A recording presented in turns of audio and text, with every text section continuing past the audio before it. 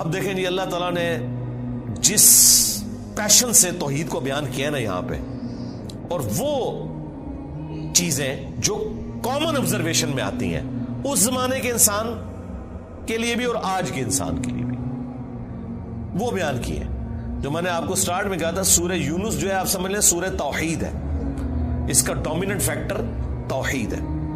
قل من یرزقکم من السماء والارض، اے نبی ان سے پوچھئے بھلا بتاؤ تو کون ہے جو رزق دیتا ہے تمہیں آسمان سے اور زمین سے، آسمان سے پانی برسا کر اور اس کے ذریعے زمین سے کھیتی اگا کر. یہ اس زمانے میں بھی لوگوں کو پتا تھا کہ یہ کوئی بزرگ بابا نہیں بارش برسا سکتا، آج بھی لوگوں کو پتا ہے کوئی نہیں برسا. دیکھیں جب بارش نہیں ہوتی سارے بابے فیل ہو جاتے ہیں، ہاں ڈیم خالی ہو جاتے ہیں، بابے فیل ہو جاتے ہیں. وہ اللہ کی مرضی بارش دے نہ دے. امن یملک السمع والابصار، بھلا بتاؤ کہ کون ہے مالک ہے جو کان اور آنکھوں کا. اللہ نے کان بھی بنائے آنکھیں بھی بنائی، کوئی اور مالک ہو ہی نہیں سکتا. اچھا مجھے بتائیں یہ بزرگ جب ڈورے ہوتے ہیں وہ بھی ڈیوائسز لگواتے ہیں، ہاں ان کی آنکھیں جب کمزور ہوتی ہیں کیا انہوں نے اینکیں نہیں لگائی ہوئی؟ جتنے یہ غوث وقت ہے نا اس وقت سب کی اینکیں لگی ہوئی ہیں. ہاں الیاس قادری صاحب بھی جب انہوں نے کچھ پڑھنا ہوتا ہے نا وہ کہتے ہیں مجدد بھی ہیں غوث وقت بھی ہیں اس وقت بریلویوں کے، اینک لگاتے ہیں. کیوں لگاتے ہو اینک؟ تم تو دلوں کے بھی چھپے ہوئے راز جانتے ہو، سامنے چیز آئی ہوئی نہیں پڑھ سکتے. ابھی تو انجینئر صاحب نے اپنا فارمولہ نہیں رکھا میکینیکل انجینئرنگ کا، مشین ڈیزائن کا. تم جو اردو میں لکھی ہوئی باتیں ہیں وہ بھی انگریز کی بنائی ہوئی اینک کے بغیر نہیں پڑھ سکتے. ہمیں تو کل تک کہتے تھے جی اگر انگریز ہوا میں اڑ سکتا ہے تو بابا کیوں نہیں اڑ سکتا؟ انگریز تو اڑ کے دستا ہے جہاز بہ کے، بابا بھی اڑ کے دسے مان لواں گے. تو انگریزوں کی بنائی ہوئی اینکیں لگا کے تم لوگ وہ چیزیں پڑھتے ہو تو ظاہر تم تو مالک نہیں ہو ان آنکھوں کے. آج تک کسی بزرگ نے اپنی آنکھیں کمزور ہونے سے روکی ہیں؟ کوئی شخص اپنے بڑھاپے کو ٹال سکتا ہے؟ کوئی پیغمبر بھی نہیں ٹال سکتا اپنے بڑھاپے کو. بال سفید ہوئے تو ہو گئے، نظر کمزور ہوئی ہے تو ہو گئی ہے. تو یہ چیز ہے. اللہ تعالیٰ فرماتا ہے کہ پوچھ ان سے اے نبی صلی اللہ علیہ وآلہ وسلم کون مالک ہے کان کا اور آنکھوں کا. وَمَن يُخْرِجُ الْحَيَّ مِنَ الْمَيِّتِ، اور کون ہے جو مردے میں سے زندہ کو نکالتا ہے. بظاہر زمین مردہ ہوتی ہے اس میں سے زندہ کھیتی نکلتی ہے. بظاہر انڈا ہماری کامن آبزرویشن کے اعتبار سے مردہ ہوتا ہے، اس میں سے چوزا نکلتا ہے. ویسے تو وہ مردہ نہیں ہے لیکن قرآن چونکہ لٹریچر کی زبان میں کامن آبزرویشن پہ بات کر رہا ہے اس اعتبار سے تو وہ بظاہر ہل جل نہیں رہا. ایک بیج اس کے اندر زندگی ہے لیکن بظاہر مردہ ہے، اس میں سے 6 ارب گنا بڑا درخت نکلتا ہے. وَيُخْرِجُ الْمَيِّتَ مِنَ الْحَيِّ،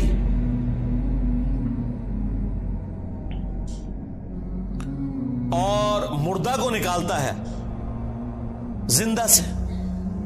زندہ میں سے مردہ بھی نکلتا ہے. یعنی مرغی انڈا دیتی ہے، بظاہر یہ بات ہو رہی ہے، میں سائنٹیفک لینگویج میں بات نہیں کر رہا، لٹریچر کی زبان میں بات کر رہا ہوں. زندہ درخت میں سے، اور وہ بھی زندگی اب سائنس ہمیں بتا رہی ہے. قرآن تو پہلے ہی کہہ رہا تھا کہ درخت زندہ ہے، کھیتیاں زندہ ہیں، لیکن اب ہمیں سائنس بتا رہی ہے ان کی فیلنگز ہیں باقاعدہ. یہ خوش بھی ہوتی ہیں ناراض بھی ہوتی ہیں. پھول مرجھا بھی جاتے ہیں، ان کے اوپر بھی کیفیات طاری ہوتی ہیں. تو آپ دیکھیں اسی میں سے وہ بیج نکلتا ہے، وہ بیج آپ بوتے ہیں ایک اور درخت نکل آتا ہے، ایک اور کھیتی نکل آتی ہے. وَمَن يُدَبِّرُ الْأَمْرَ، اور کون ہے جو سارے کاموں کی تدبیر فرماتا ہے. ظاہر ہے جی بزرگوں کو تو پتہ ہی نہیں، اور جن بزرگوں کو سورج کے سائز کا ہی نہیں پتا وہ سورج کو کیسے کنٹرول کر سکتے ہیں، اور سورجوں کی تعداد بھی نہیں پتا. ان بیچاروں نے یہی سورج دیکھا ہوا ہے. یہ تو سائنس بتا رہی ہے نا صرف ملکی وے گلیکسی میں جو ہے وہ 300 ارب سورج ہے ایک گلیکسی کے اندر، اور اس طرح کی 250 ارب گلیکسیز اور ہیں. بزرگوں تو پتہ ہی نہیں تھا. آپ لاکھ کہتے رہیں گے وہ شاہ شمس تبریز نے بوٹی پون لی سی. دادا کرو کہانیاں ان کی سنیں. فَسَيَقُولُونَ اللَّهُ، تو یہ انقریب کہیں گے اللہ ہی کرتا ہے. یہ دیکھو مشرکین عرب بھی بتوں کو ساتھ شریک ٹھہراتے ہوئے بھی کہتے تھے نہیں اے کام نہیں بت کر سکتے، اے وڈا ہی اللہ کرتا ہے. اور یہاں کہہ رہے ہیں بزرگوں کی ڈیوٹیاں لگی ہوئی ہیں. اندازہ کریں. فَقُلْ أَفَلَا تَتَّقُونَ، تو اے نبی سے فرماؤ کہ کیا تم ڈرتے نہیں ہو اس شرک کے کام سے؟ اندازہ کریں مشرکین عرب اللہ کو مانتے تھے لیکن اس کے ساتھ شریک ٹھہراتے تھے. ہمیں بتایا گیا ہے کہ جی یہ قرآن کافروں کے بارے میں نازل ہوا ہے جو اللہ کو نہیں مانتے تھے، تاکہ آپ کا خیال ہی اس طرف نہ جائے کہ آپ کے بابوں کے بارے میں بھی ان کے ماننے والوں نے وہ عقیدے رکھے ہوئے ہیں جو مشرکین عرب نے اپنے ان بتوں کے ساتھ رکھے تھے، سوائے ایک فرق ہے کہ وہ انہیں چھوٹا آلیہ کہتے تھے. یہ آلیہ نہیں کہتے، اللہ کے بندے کہتے ہیں. ادروائز باقی ساری چیزیں وہی ہیں. اللہ کے نیک بندوں کے نام کے اوپر، فرشتوں کے ناموں کے اوپر انہوں نے بت کھڑے کیے ہوئے تھے. کام آگے یہ وہی کر رہے ہیں، لیکن وہ ایک فرق جو ہے نا وہ اس کو اتنا اجاگر کرتے ہیں کہ نہیں جی وہ تو ان کو چھوٹا معبود مانتے تھے، ہم اپنے ان بزرگوں کو معبود نہیں مانتے. تو اس کا جواب پھر میں نے دیا تھا سورۃ المائدہ کی آیت نمبر 75 میں. اللہ تعالیٰ نے جیزس کرائسٹ عیسیٰ ابن مریم ان کی ماں کی مثال دے کے کہا ہے کہ ایسی ہستیوں کو پوجتے ہو جو نہ تمہارے نقصان کے مالک ہیں نہ نفع کے. اگر عیسیٰ اور ان کی ماں کسی کے نفع نقصان کے مالک نہیں ہیں، اب تو بات پیچھے رہ گئی کہ کرسچن جو ہے وہ معبود سمجھ کے کرتے ہیں اور ہم بزرگوں کو معبود نہیں مانتے. یہ تو بات پیچھے رہ گئی. اللہ نے کہا عیسیٰ ان کی ماں تمہارے نفع نقصان کے مالک ہی نہیں ہے. اگلی گل مک گئی، وہ تو پیچھے رہ گئی، وہ پرانی گلاں ہو گیا، پرانے بابے پرانے بہانے تواڈے نسنے دے. اگلی گل پڑھو، عیسیٰ اور ان کی ماں تمہارے نفع نقصان کے مالک نہیں ہیں. اس پہ میں نے کہا تھا کہ اگر عیسیٰ ابن مریم تمہارے نفع نقصان کے مالک نہیں تو تواڈے بابے تو شاہی کوئی نہیں، عیسیٰ کے جیسا ہے ہی کوئی نہیں، عبد القادر جیلانی تو شاہی کوئی نہیں، ہاں مریم کے جیسا ہے ہی کوئی نہیں، رابعہ بصریہ تے شاہی کوئی نہیں. تو وہ آگے نہیں پڑھتے، کہتے ہیں پیچھے پڑھو وہ عبادت کرتے سن. سرکار مان لیا، آگے پڑھو کہ عبادت کرتے تھے یا نہیں کرتے تھے. اللہ نے کہا نفع نقصان کے مالک نہیں ہے، وہ اللہ ہی ہے. اس کا مطلب یہ ہے کہ جس کو تم نفع نقصان کا مالک سمجھتے ہو گویا تم اسے خدا مانے ہوئے ہو، بھلے تم کہتے رہو کہ ہم اللہ کا بندہ مان رہے ہیں. اللہ نہیں مانتا اس بات کو.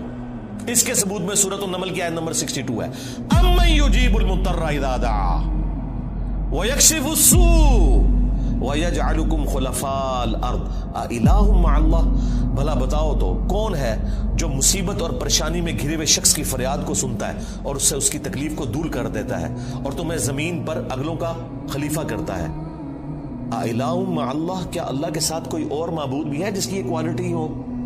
قَلِيلًا مَّا تَذَكَّرُونَ، بہت ہی کم نصیحت حاصل کرتے ہیں. اس آیت میں سورۃ النمل کی آیت نمبر 62 پارہ نمبر 20 کے پہلے صفحے پہ اللہ تعالیٰ نے واضح کہہ دیا کہ جس کے بارے میں تمہارا یہ عقیدہ نا کہ تمہیں مصیبت اور پریشانی میں تمہاری تکلیف دور کر سکتا ہے، دعا میں تم اسے پکارو گویا تم نے اسے خدا مان لیا. وہ اگلے دن وہ پاپا جانی کہہ رہے تھے کہ ڈسپرین کی گولی اگر مشکل کشا ہے تو شیخ عبد القادر جیلانی نہیں. سرکار ڈسپرین کی گولی جب ہم کھاتے ہیں تو سر درد دور ہوتا ہے. عبد القادر جیلانی نو چٹ کے بھی ویکھ لو تھوڑا سر درد نہیں دور ہونا. ہاں ذہن میں رکھیے گا. اگر کوئی نہیں مانتا میں تھوڑی اور وصف مثال دیتا ہوں.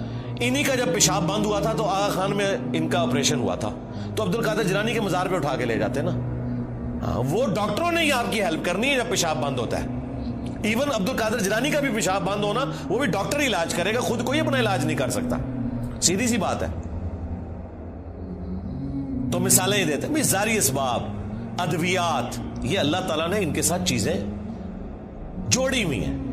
تو میں نے ان کو اگلی مثال دی ہے کہ ویل مچھلی 1.5 گھنٹے تک اپنا سانس روک سکتی ہے. لے آؤ سارے بابے 1.5 گھنٹے ایسے سمندر ہی سٹیں گے انہوں نے. ظاہر ہے یہ کہتے ہیں نا کہ بزرگان دین جو ہیں وہ مطلب یہ انگریزوں سے بھی بہتر ہے تو جانوروں سے بھی بہتر ہوں گے، یا منو کہ تواڈے سارے بابے ویل مچھلی تو بدتر نے. اڑنے کا نہیں کہہ رہے، اڑتے نہیں سکتے ہو، چلو ایسا روکا گے نا جانتے چھوٹے نا. 1.5 گھنٹے ایسے سمندر ہی سٹیں گے ایڈا وڈا وٹا بن کے تاکہ باہر بھی نہ نکل سکن. 1.5 گھنٹے بعد کٹا گے، چلو 5 منٹ پہلے میں کر لاں گا انشاءاللہ احتیاطن.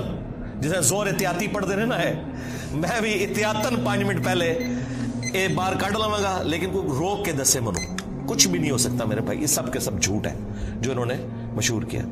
اللہ تعالیٰ فرما رہا ہے نبی ان سے فرماؤ تم پھر بھی ڈرتے نہیں ہو اپنے اس شرکی عقیدے سے. فَذَلِكُمُ اللَّهُ رَبُّكُمُ الْحَقِّ، تو یہ ہے اللہ تمہارا حقیقی رب جو الحق ہے تمہارا پالنے والا، فماذا بعد الحق الا الضلال، تو بتاؤ حق کے بعد گمراہی کے سوا کیا بچتا ہے؟